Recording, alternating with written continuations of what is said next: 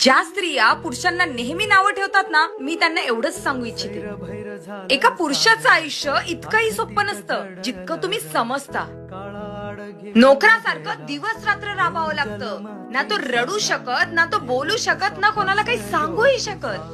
स्त्रिया मात्र रडून बोलून भांडून स्वतःचं मन हलकं तरी करू शकतात. पण पुरुषाला मात्र येणाऱ्या सर्व परिस्थितींना सामोरे जाऊन त्याला पुढे चालावं लागतं. बघा ना, त्याला आईचंही ऐकणं गरजेचं असतं, कारण तिने त्याला जन्म दिलाय.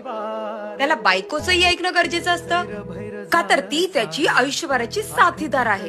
त्याला बहिणीचं आणि भावाचंही ऐकावं लागतं, कारण ते त्याचं कर्तव्य आहे. एवढंच नाही तर त्याला मुलांचंही ऐकावं लागतं, कारण ती त्याची स्वप्न आहेत. एवढं सगळं करून सुद्धा जेव्हा ही संपूर्ण स्वप्न पूर्ण होण्याच्या आशेवर येऊन तुटतात ना, कुठून तरी कानावर एक बातमी येते, अरे त्याला